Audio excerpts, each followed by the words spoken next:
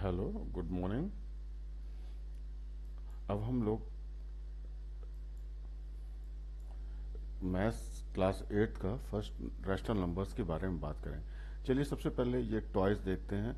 इस पूरे टॉक्स में हमारी जो लैंग्वेज होगी बाईलिंगुअल होगी, इंग्लिश और हिंदी दोनों में हम बात करेंगे, सो दैट हम टॉपिक्स को अच्छे से समझ सकें। चलिए जैसे ये टॉय देखिए, छोटा टॉय ये इस बड़े टॉय के अंदर, और ये सारे टॉयज को हम इस सबसे बड़े वाले टॉयज में डाल देते हैं। अब आपने अपने घरों में देखा होगा, बचपन में खेला भी होगा। तो ये नेस्टेड सिस्टम है, मतलब एक दूसरे का सबसेट है, दूसरे के अंदर चल। ऐसे ही हमारे नेचुरल नंबर्स हैं, या अपने जो नंबर देखिए, सबसे पहले नेचुरल नंबर्स आते हैं, या इन्हें काउंटिंग नंबर्स भी कहते हैं। जैसे आपके टीचर्स ने पूछा कि क्लास में कितने लोग आए हैं, तो क्लास का मॉनिटर काउंट किया, 1 2 3 4 5 6 सो ऑन। तो ये काउंटिंग नंबर्स, ये इन्फिनिटी होते हैं, मतलब इनफाइनाइट नंबर्स हो जहां तक आप काउंट कर लें। लेकिन देखिए, आपका कभी क्लास का बच्चा जीरो से नहीं काउंट करेगा, मतलब जीरो नहीं, तो यदि जिसमें जीरो भी इंक्लूड कर दें तो ये ग्रुप कहलाता है होल नंबर। सिमिलरली इसमें केवल पॉजिटिव नंबर्स हैं, वन भी पॉजिटिव है, मीन्स आगे चल के आपने इंटीजर्स में पढ़ा होगा, जैसे -1 -2 ऐसे नंबर्स भी ला दें तो इसे कहते हैं, इनको और प्लस इनको सबको इंक्लूड करते हैं तो ये बन जाता है आपका इंटीजर्स। ठीक है, जैसे इस सब चीज़ों को हम नंबर लाइन पर प्रेजेंट करते हैं। जैसे केवल पॉजिटिव के 1 2 3 4, तो ये थे हमारे नेचुरल नंबर्स, इनको हम क्या कहते थे, काउंटिंग नंबर्स भी। इसके बाद इंक्लूडिंग जीरो आ गया, तो जीरो भी इंक्लूड कर लें तो इन्हें होल नंबर्स कहते थे। अब जैसे -1 -1 -2 -3 -5 -6, इन्हें भी इंक्लूड कर ले तो ये सारे इंटीजर्स बन जाते हैं। लेकिन एक बड़ी खास बात आप ये देखोगे कि जैसे 1 और 2 के बीच में आपने पढ़ा होगा, जैसे किसी के 1.5 आ गए, 1.7 है, 1.75 है। देखिए ये सारे नंबर्स 1 से बड़े हैं, 2 से छोटे हैं, तो इसमें इनफाइनाइट। इसी चीज़ को हम फ्रैक्शन में लिख सकते हैं। जैसे 1/2 को हम लिख सकते हैं 3/2, 1/4 को लिख सकते हैं, 0.25 को हम लिख सकते हैं 1/4। तो ऐसे सारे नंबर्स को, डेसिमल को हम फ्रैक्शन में भी लिख सकते हैं। और नहीं लिख पाते हैं डेसिमल को तो इरेशनल कराते हैं, जो लिख सकते हैं रैशनल नहीं। तो इनके बीच में इनफाइनाइट नंबर्स, किसी दो इंटीजर्स के बीच में इनफाइनाइट नंबर्स ऑफ रैशनल और इरेशनल होते हैं। रैशनल और इरेशनल, रैशनल वो नंबर्स होते हैं जिनको हम फ्रैक्शन के फॉर्म में लिख सकते हैं, इरेशनल वो होते हैं जो नहीं लिख पाते हैं किसमें, फ्रैक्शन के फॉर्म में। ये चीज़ अभी हम आगे और पढ़ेंगे। चलिए नंबर लाइन से कुछ कॉन्सेप्ट सीखते हैं। तो जितने भी नंबर्स हम सबको इस नंबर लाइन पर रिप्रेजेंट कर सकते हैं। कंजेस्टेड नॉइज लिए कुछ रिप्रेजेंट किया, लेकिन हम चाहें तो 2 और 3 के बीच में भी 2.5 2.7 पर 2.7 2.8 2.75 2.85 2.856, ऐसे बहुत सारे नंबर्स रिप्रेजेंट कर सकते हैं। तो ये 1 और 2 के बीच में दे आर इनफाइनाइट। ये रैशनल नंबर भी हो सकते हैं। रैशनल रैशनल कौन से थे, जो इसको हम फ्रैक्शन के फॉर्म में लिख सकते थे। ठीक है, इरेशनल जो नहीं लिख सकते।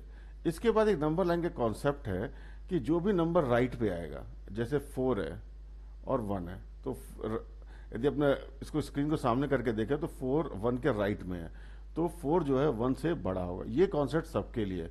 तो अब ये देखो, जितने भी पॉजिटिव नंबर्स हैं वो सब जीरो के राइट में हैं, नेगेटिव नंबर्स के राइट में, इसलिए ये सारे के सारे जीरो और नेगेटिव नंबर से बड़े। जीरो की खास बात देखते हैं, ये सारे पॉजिटिव नंबर्स के लेफ्ट में है, तो ये सारे पॉजिटिव नंबर से छोटा होता है। मतलब किसी को क्लास में 10/0 मिल जाए और किसी को 2/0 10 मिल जाए, तो ये he has scored more marks.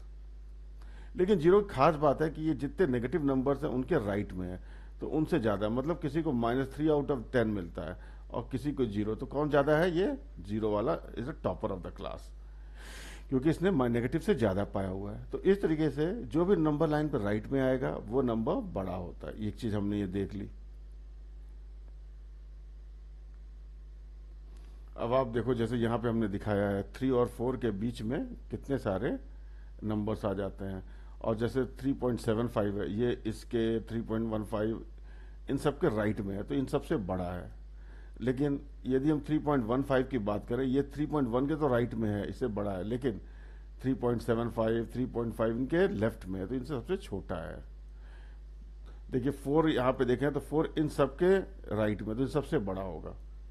यदि हम 3 की बात करें, 3 इन सबके लेफ्ट में है, तो इन सबसे 3 छोटा होगा। तो इस तरीके से हम इन कॉन्सेप्ट को, एक बड़ी इंपॉर्टेंट चीज आती है नंबर, जैसे नंबर 7 है और नंबर 2 है, तो आपको दिख रहा होगा 7 राइट में है तो 7 बड़ा है, लेकिन नंबर लाइन पे देखें, इसको माइनस कर दें, मतलब हमने देखा 7 इज ग्रेटर देन 2, बट यदि नेगेटिव कर दें -7 और -2, तो आप देखो -2 यहाँ राइट पे है, ये -7 यहाँ, तो -2 राइट पे, इसका मतलब -2 is greater than -7।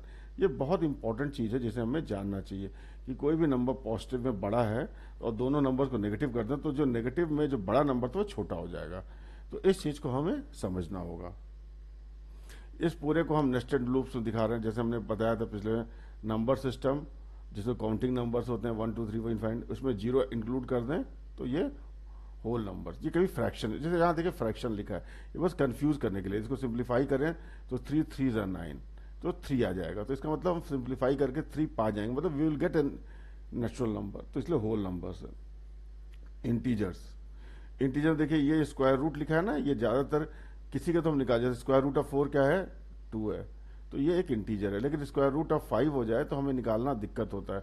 Square root of 3 देखिए, जैसे स्क्वायर रूट ऑफ 3 क्या 1.732, तो ये नंबर नहीं है, जबकि स्क्वायर रूट ऑफ 4 क्या था, 2 था, तो ये नेचुरल नंबर था, काउंटिंग नंबर था।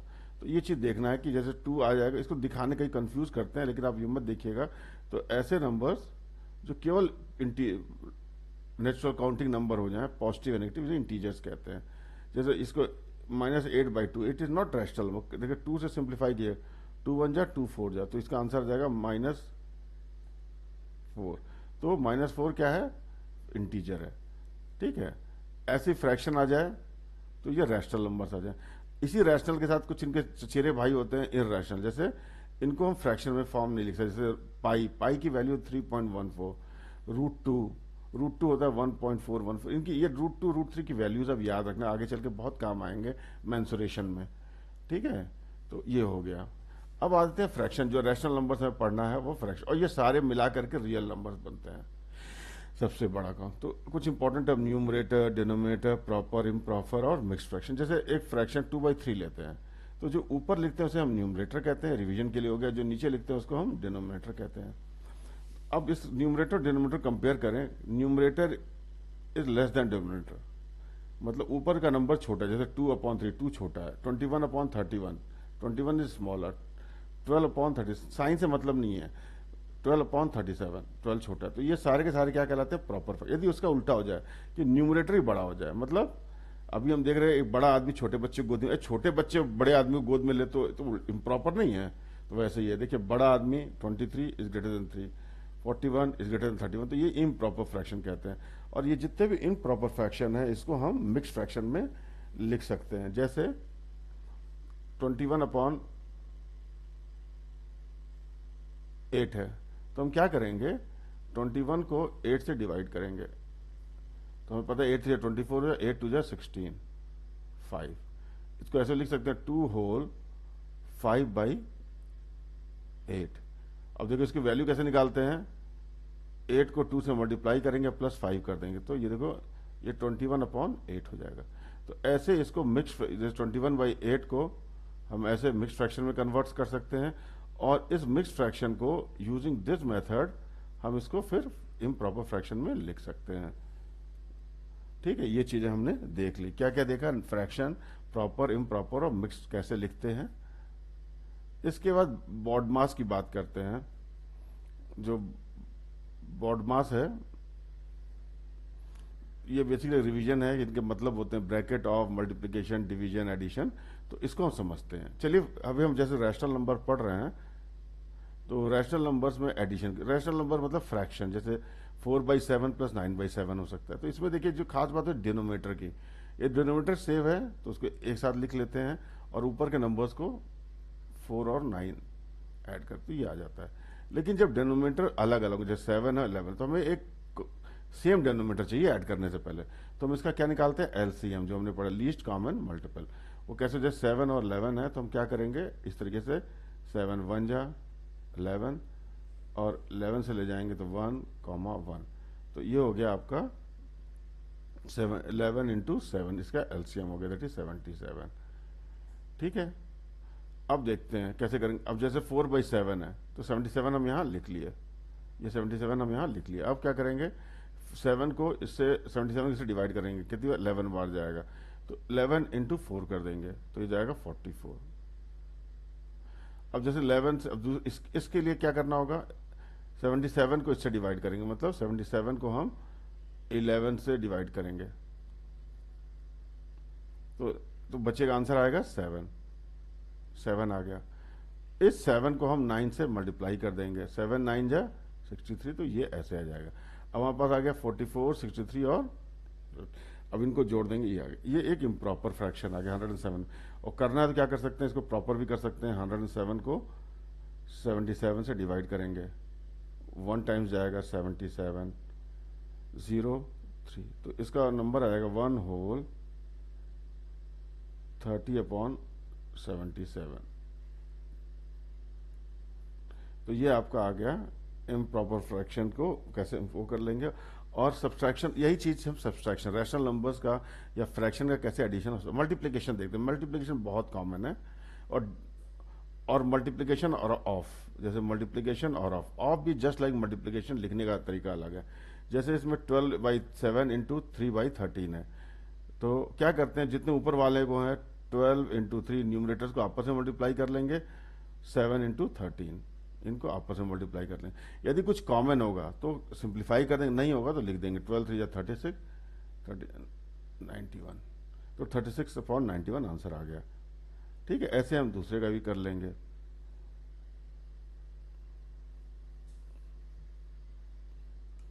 एडिटिव आइडेंटिटी, इन सब की बात कर लेते हैं। मल्टीप्लिकेटिव आइडेंटिटी,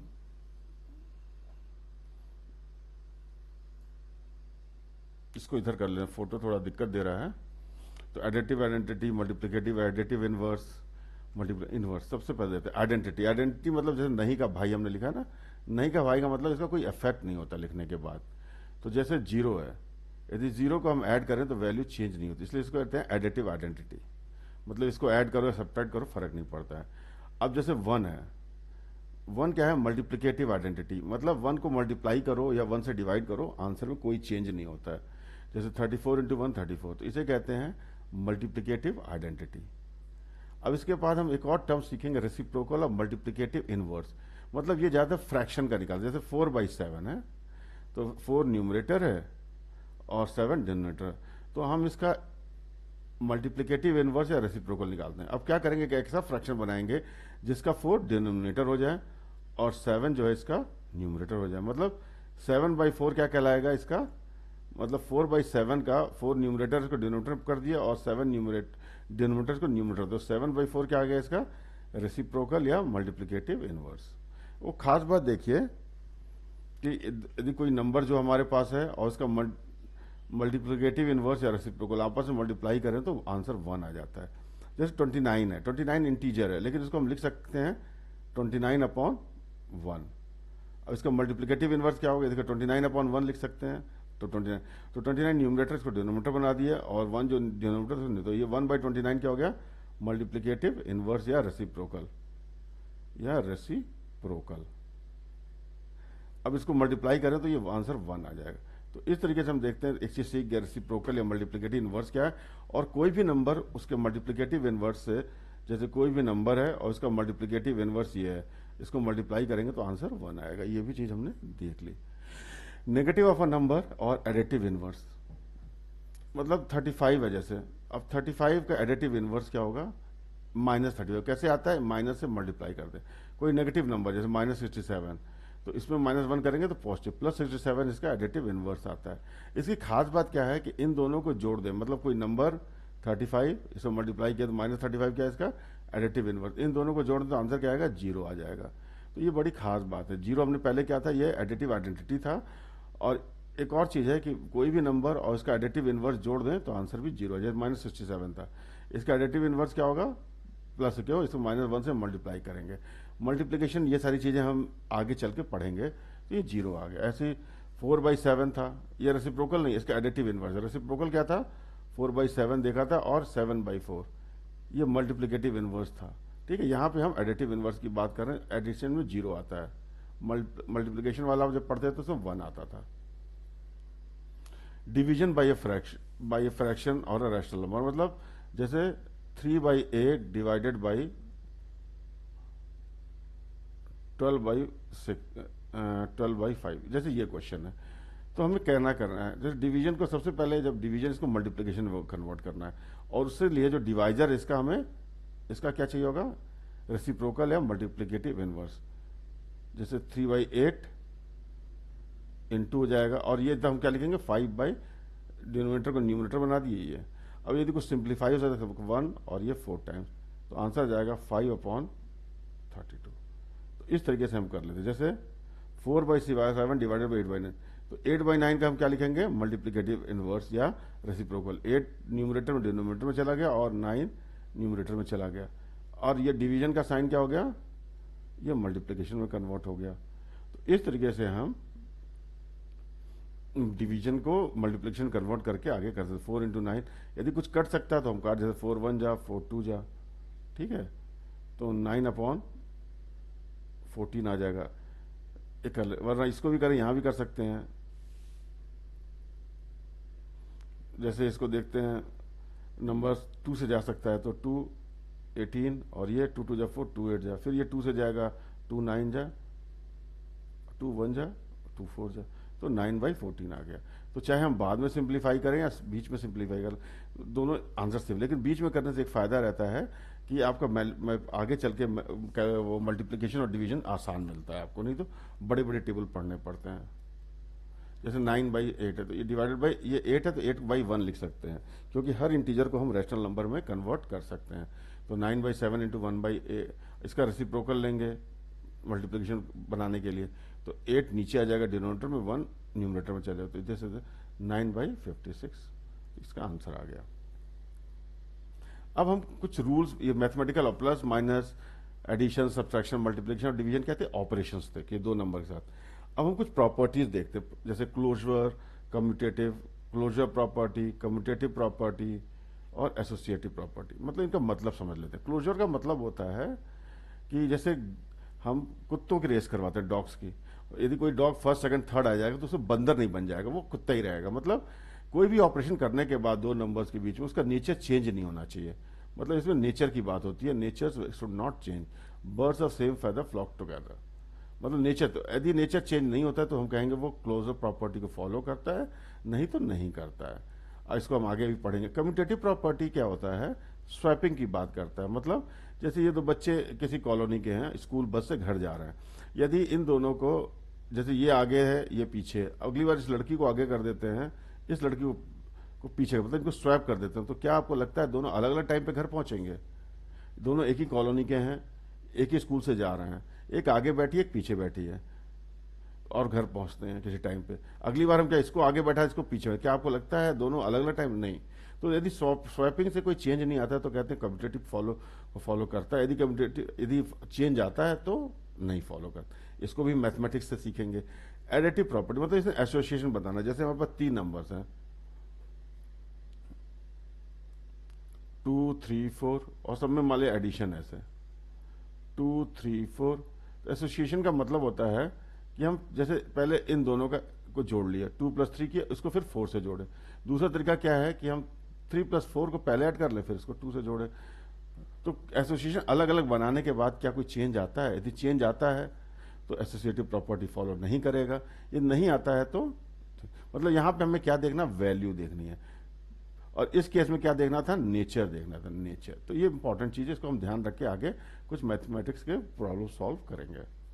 चलिए जैसे देखते क्लोजर प्रॉपर्टी, ये क्लोजर प्रॉपर्टी है,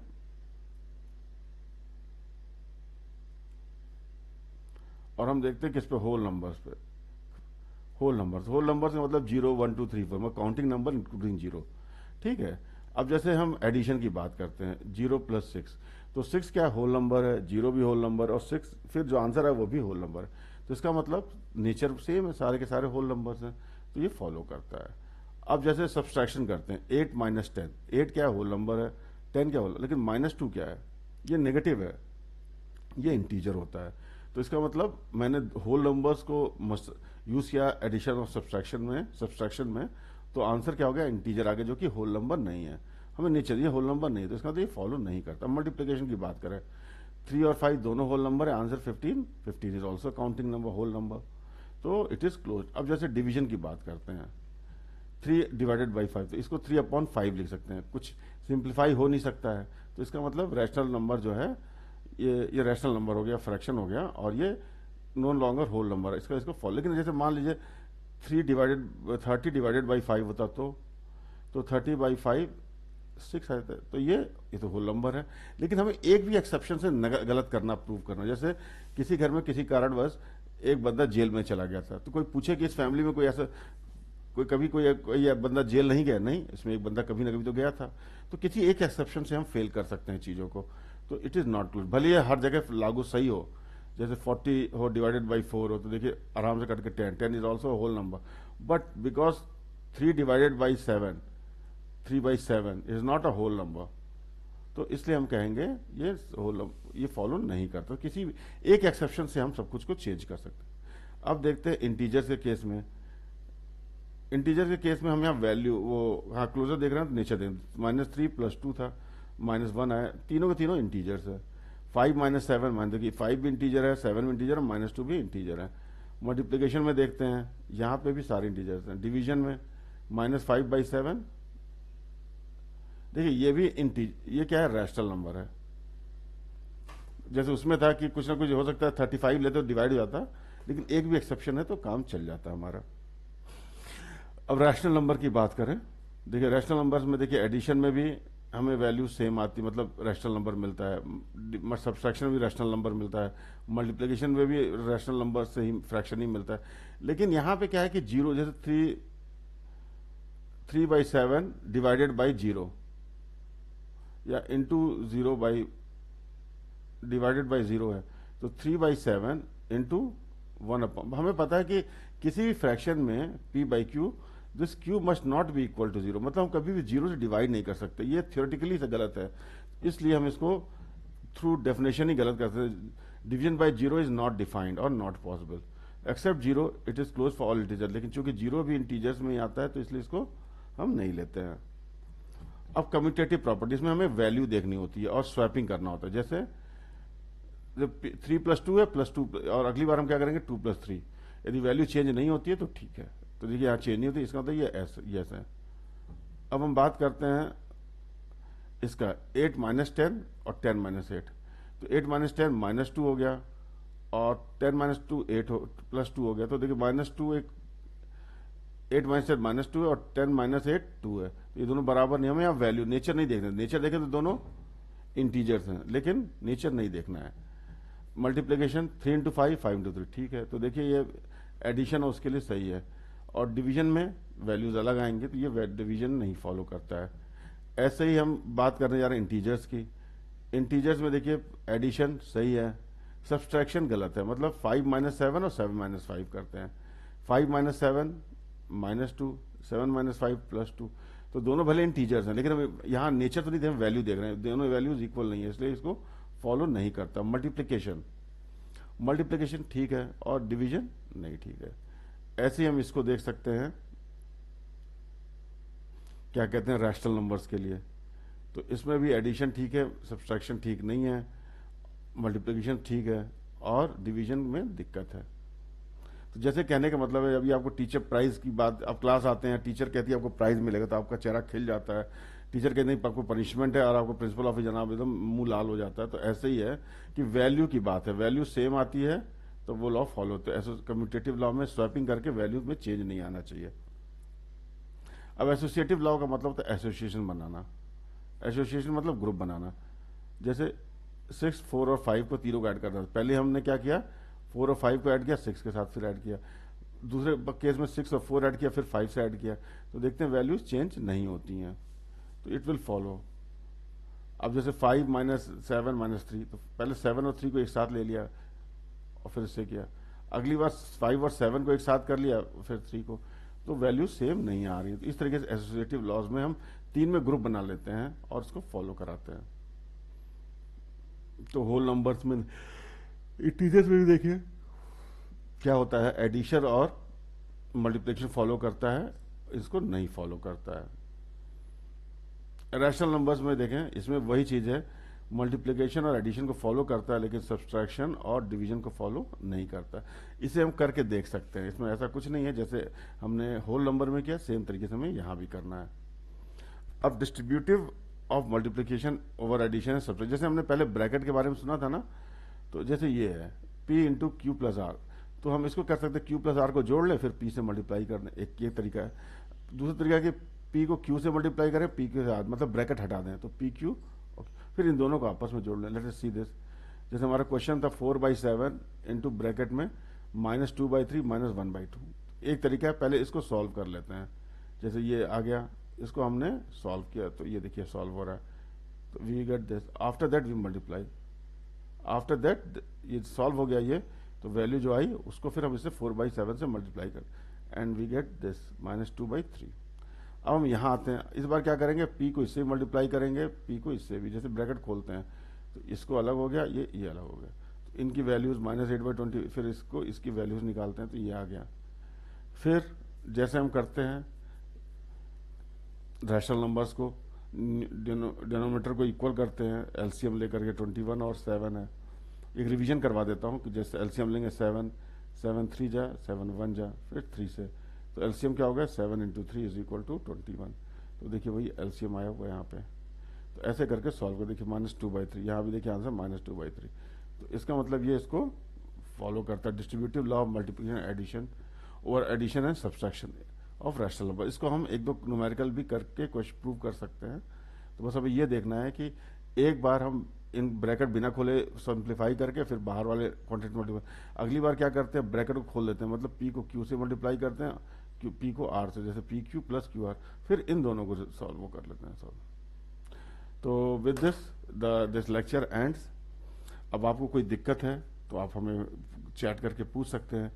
in case I will try कि हमारा कोई अभी जैसे रिकॉर्डेड वीडियो, कोई लाइव सेशंस हो, और कुछ यदि हो सके तो instead of online physical session भी हो जाए।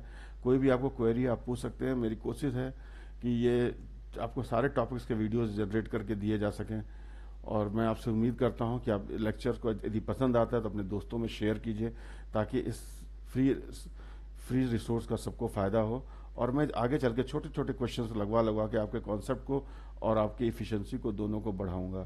Thanks for your patience and watching. ट्राइंगली इसको सब्सक्राइब कीजिए और लाइक कीजिए और दोस्तों में शेयर कीजिए। Thank you.